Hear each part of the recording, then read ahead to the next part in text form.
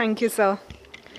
May I now invite Air Marshal G.S. Bedi, AVSM, VM, VSM, to lead us into our second session of the day on aerospace power and national security. Air Marshal Bedi was the Senior Air Staff Officer for 2 operational commands and Director General of Inspection and Safety of the Indian Air Force. Request you to take over, sir.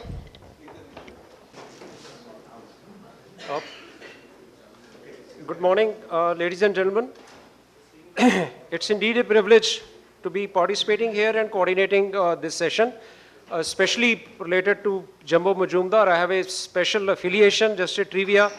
Those of you who may have seen his medals displayed in front of our Vice Chief Office, I had the privilege to escort them from UK to this place.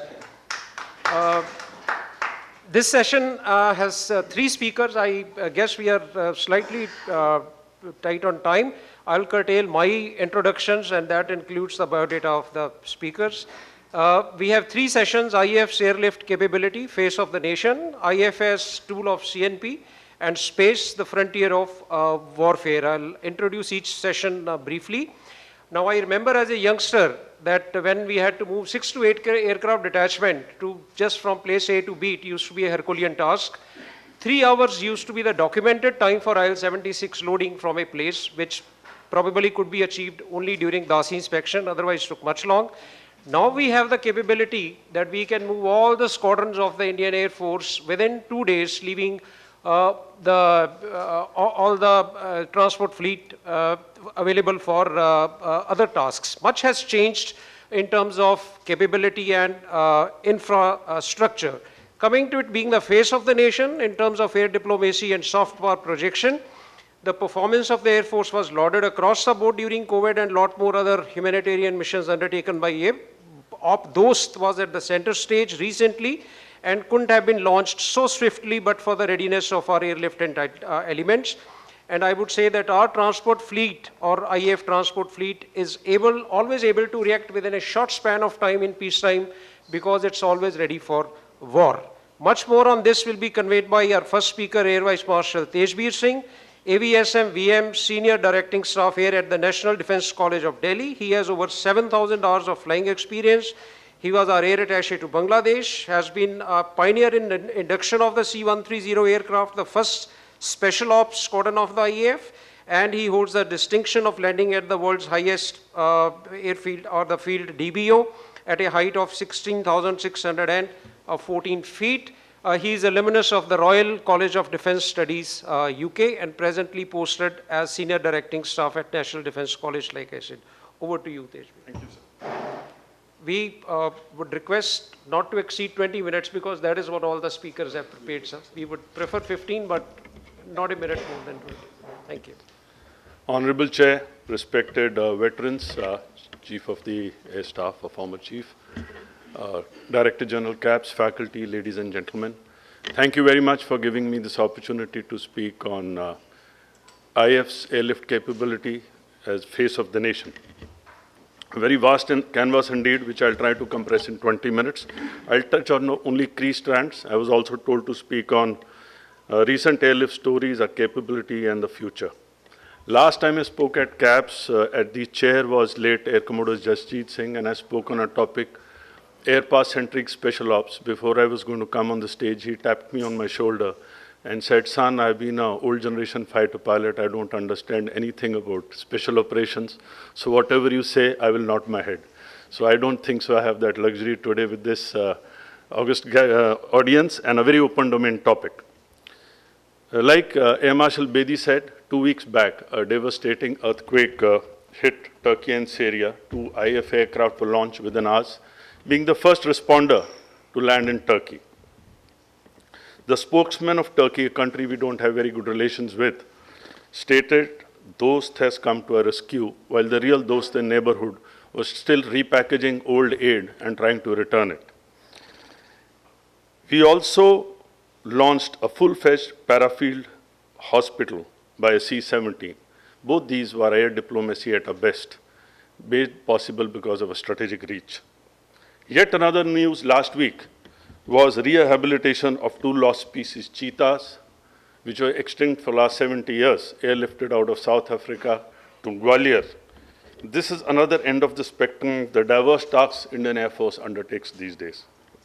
Going back to history, we inherited 10 of the 18 Dakotas from the erstwhile RAF in 1947. Very, very small numbers for the diverse size of the country and the tasks we had. Yet, on 27th October 1947, an hour and a half before sunrise, they took off from Safdarjung with brave soldiers of one Sikh who fetched up from Gurgaon on a first joint operation to safeguard the sovereignty of a nation. So, may I say, ladies and gentlemen, that the IF's transport fleet has been the face of the nation from day one as it is today. The evolution of a transport fleet over the years has been based on coping with threats with very minimal resources in the early years to very innovatively preparing for conflicts and then going beyond and being a continental force as it is today.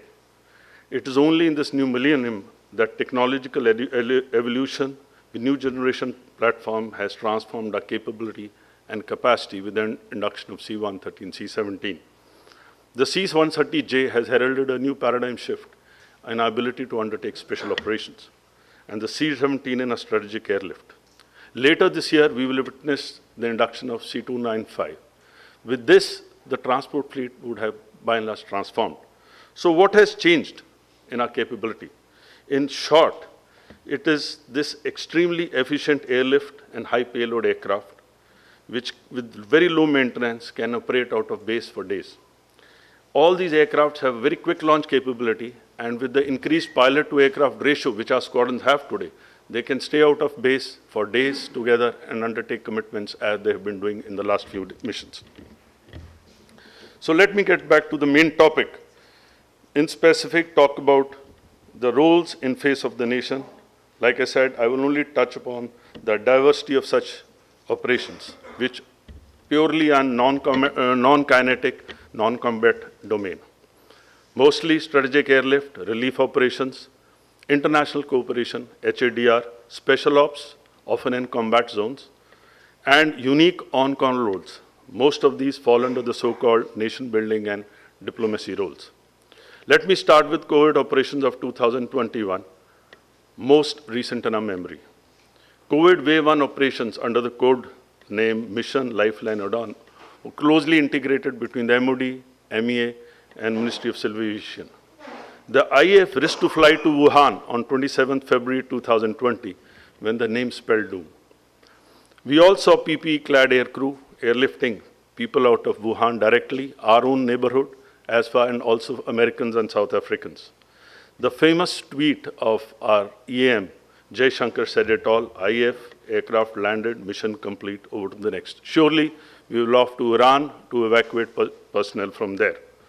Within India, aircraft were involved in lifting huge consignments of medical aid to remote areas from where they were further taken to hinterland by helicopters.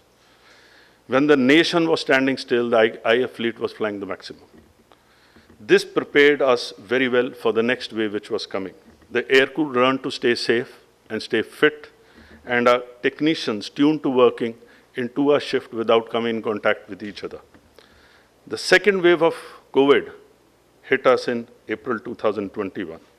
In India, it manifested mainly in loss of large lives because of lack of oxygen. With very limited means of transportation, the nation was crippled, and the IAF was called in for primarily 2 roles. 1, to lift cryogenic containers from abroad and locate them near oxygen-generating plants. The C-17, C-130s, and IL-76 pitched in to fly from as close Thailand, Malaysia, Singapore, to as far as UK, Germany, and even Australia. In an unprecedented effort in April 2021, we flew 2,000 sorties, 250 missions abroad only, logging over 3,500 hours. The aircrew flew beyond the SOP stipulated hours. I think every aircrew crossed 100 hours of flying, and they risked their personal life to complete the national task. This is not all. At the same time, we were confronted with heightened tensions in the northern sector. The quantum of air effort on both fronts simultaneously came and was so huge that by the end of the year, as AOC Chandigarh, I realized we had flown 25% more than the previous year and the highest in the 60-year history of Air Force Station Chandigarh. And all this with COVID restrictions of reduced manpower. Remember, if one passenger was tested positive, the whole crew went to quarantine. But believe me, in the end, everything appeared routine. This, ladies and gentlemen, is a hallmark of a fleet which is absolutely tireless. Strategic airlift from war zones during Ukraine crisis in February 2022 of over 3,000 citizens in Op Ganga in just 6 days is reflective of a commitment that as a growing power, we will reach out to the Indian diaspora wherever they are.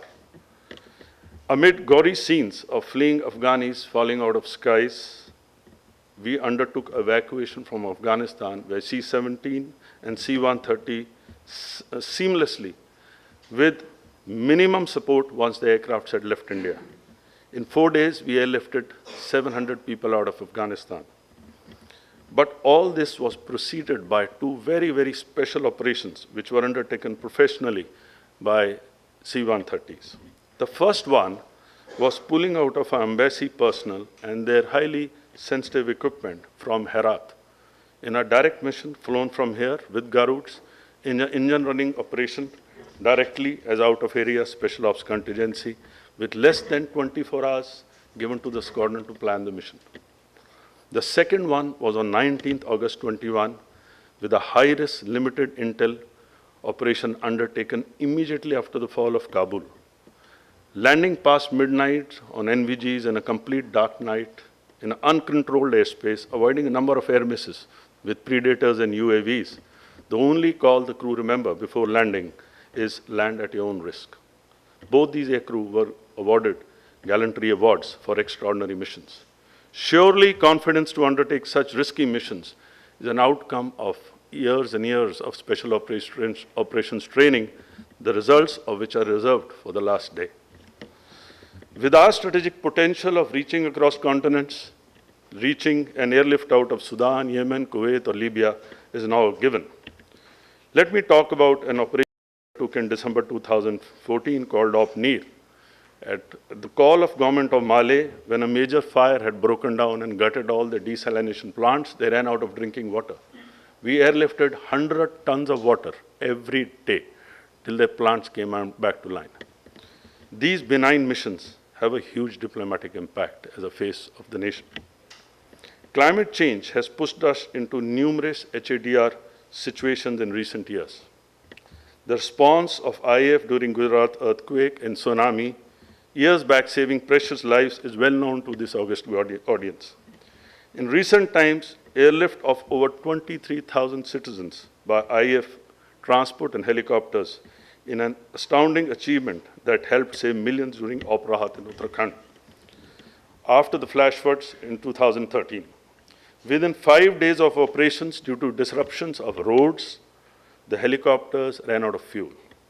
The fuel bridging landing on a 3,000-foot semi-used runway by a C-130 at Dharasu to provide fuel for saving lives was the most challenging landing perhaps I've done in my career. With 12 hours of notice, no prior exposure to the area in the middle of hills, using an EOI or picture to capture the runway in adverse weather with 1 or 2 kilometer visibility, a safe landing was executed. While descending blind, I remember asking the pilot who was sitting in a Mi-17, is it doable? He paused and said, sir, 50-50. At times, calculated risks have to be undertaken with full regard to flight safety, knowing the criticality of the mission. Opening the route to fixed wing and refueling the helicopters directly from a C-130 was yet another example of air effort in aid of the nation. The role of IF transport aircraft and helicopter in saving lives from J&K to Odisha to Kerala during calamities has been pivotal for our nation. Now, ladies and gentlemen, let me talk about a little bit as being a first responder.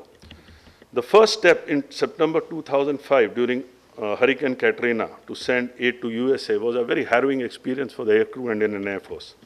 I spoke to the captain of the aircraft last week, and he told me that by the time they reached USA after 10 days of delay, all relief operations were over, and they were standing embarrassingly on the tarmac, nobody to attend to them. All this has changed now with a growing stature. We reached from Nepal to Turkey in a matter of hours, as you have seen it in the recent operations. On the afternoon of Saturday, 25th April 2015, a deadly earthquake shook Nepal. The aircraft was prepared and airborne in less than 1 hour. Full credit must also go to NDRF teams to fetch up in timelines. It was a quick launch on a holiday at its best. The instructions by Air Headquarters was very clear that we should be the first aircraft from any country to land in Nepal. As the aircraft got airborne from Hendon, the Delhi ATC did not clear it, saying the Nepal-Kathmandu runway is closed. The aircraft forced a set course towards Lucknow, changing the destination. While the aircraft was on finals, another earthquake came and forced everybody out of the ATC. We were indeed the first to land there. And what followed, everybody knows very well, paved way for many more missions, which were accomplished successfully subsequently. Let us look beyond HADR at a few unique operations at the time of crisis. During demonetization in December 2016, the Government of India looked at Indian Air Force for airlifting currency notes from 4 mints to quell the unrest which was brewing in the country. Indian Air Force airlifted 610 tons of fresh currency notes from these mints to smaller airfields from where they were taken by helicopters to hinterland. 5 kg of such notes, gentlemen, were valued at 1 crore. I leave it to your imagination how much a 50-ton cargo would be. Ironically, the headlines in the newspapers that day read, IAF fuels Indian economy. A number of standalone missions also take place using the EOIR pod of the C-130. A comprehensive SOP is in place for sensitive operations undertaken by the Airborne Guidance Post, as was done in January 2016 post-Pathankot attack, when an aircraft was airborne all night scanning their place. But not many know that the very next month, in February 2016, the innovative use of such missions during JAT agitation, where the aircraft would get airborne, scan all the highways, and through direct data link, relate to the Delhi control room, police control room, where the agitators are, so that they can be dispelled by morning. Another very interesting example is defending territorial integrity of a nation is mapping of the New Moor Island, which is disputed between India and Bangladesh, was disputed using the EOIR pod. A jury of the International Court, The Hague, was on board on 2014, was shown the sunken island by thermal contrast superimposed over a map and projected on a 42-inch TV to the whole jury which was sitting behind. We won the case from Bangladesh. The chief hydrographer still recalls the mission as a great innovative use of IAF and air power to reclaim a boundary. Prior to the abrogation of Article 370 on 5th August 2019, over 10,000 personnel from paramilitary forces were silently airlifted to Srinagar. These missions are not talked about much, but these are the missions which I called directly as a nation-strengthening missions of Indian Air Force. Indian Air Force is a stakeholder from live organ transfer to give new life to patients to launching satellites. GSAT-24 that has improved our communication and made your TV pictures clearer was airlifted from Bangalore to French Guiana by C-17 in June 22 prior to its launch. Let me very briefly touch upon a role that is mentioned in a new air power doctrine, coercive air operations. Pumulai, undertaken on June 4th, 1987, dropping rice bags by 5 AN-32s, escorted by 5 Mirages, in support of Tamils in the besieged town of Jaffna in Sri Lanka, against the wishes of the government of Sri Lanka, is clearly in the realm of coercive air operations. As India becomes an emerging global power, India may perhaps, in time to come, use cohesion as a tool of statecraft to exert itself, a role that will be executed beyond our borders with transport aircraft as key enablers. Finally, there is nothing more to air transport operations in the face of the nation than the sustained 1 lakh brave soldiers at icy hilltops on a daily basis with air maintenance. We also ensure that they get seasonal hot food and stay warm with the oil which is air-landed or air-dropped every day. Nothing can motivate them more than to know that the IL or AN is on the way, and there are so many poems and so many rhymes and verses they write about the IL Devta. This is our commitment to them and the nation. I'll be failing to mention, as I covered the vast spectrum of transport air operation, the role of transport air crew. I think they need a special mention for the maturity at very young age they display in handling all these very sensitive tasks. A quick peep into the future before I conclude. Our commitments today dictate that we have a mix of 20:60:20, the formula I have formulated, ratio of heavy, medium, and light airlift capability. This will balance our ability to accomplish our strategic as well as tactical air tasks. With mid-segment aircraft in between heavy and medium now providing greater flexibility, we have these new options which are cheaper and accrue cost benefits. The AN-32 and the IL-76 will be phased out soon, and I think there are viable options for evaluators, a combination of C-130, which is already tested, and C-295s and so on. Atmanirbharta in transport manufacturing has unfortunately taken a back seat with shelving of the HAL MTA project. At best, we need to encourage private players not only to manufacture or reassemble C-295s, but also manufacture components and MRO facilities. To conclude, let me say from a mere 10 rundown Dakotas to a fleet of 250 modern planes that are capable of enormous combat airlift and undertake a plethora of roles integrated at the highest levels of national security, national crisis management, and diplomacy is a long way indeed. India's confidence as a powerful nation is visible by our increased global deployments in terms of international exercises from Alaska to Australia, all made possible by our reach. Honorable Prime Minister's statement 2 days back, if you read, and I quote, India always ready to be the first responder wherever there is a crisis in the world, I unquote, is reflective of the confidence he reposes in IAF's capability, capacity, and most importantly, credibility. On a lighter note, I think the shades of this was also seen in the movie Airlift.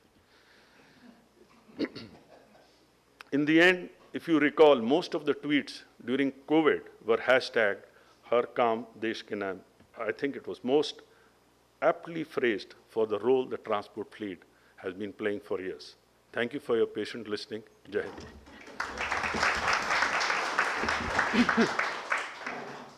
Thank you, Tejbir. One could continue listening to you. Forever it makes us all swell with pride. You mentioned the role of aircrew. I would just like to flag a related issue. We know we are, Air Force is going in for 56 C-295 aircraft. Air India has signed for 70 aircraft. And the newspaper reports, Times of India reported that the air industry will need 6,500 pilots to man the future of aviation.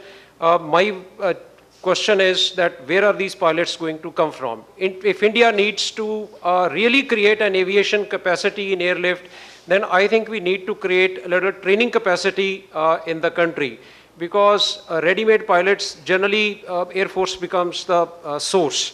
And Air Force itself has to think how it's going to create greater pool of pilots for longer sustenance, because short and swift wars have been turned into a myth.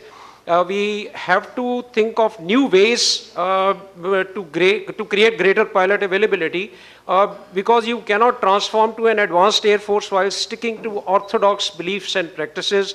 As the Chief himself has said in the new released doctrine, that we need to reimagine and reinvent.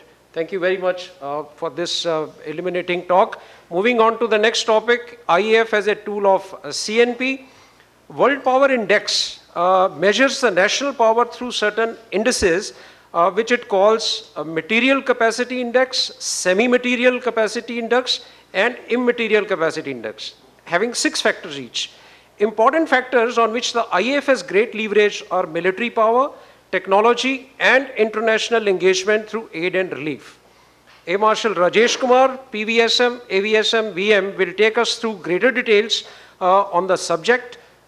So please, in the meanwhile, I'll just read out a brief introduction. He's an accomplished Mirage 2000 pilot, graduate of Air Command and Staff College at Montgomery, Alabama. He has been the team leader of Air Force Project Management Team for AVAX, as well as our light combat aircraft. He's been SASO of an operational command and has commanded 2 commands, one Indian Air Force command and one Tri-Service command, from where he retired. Thank you very much, sir. Over to you.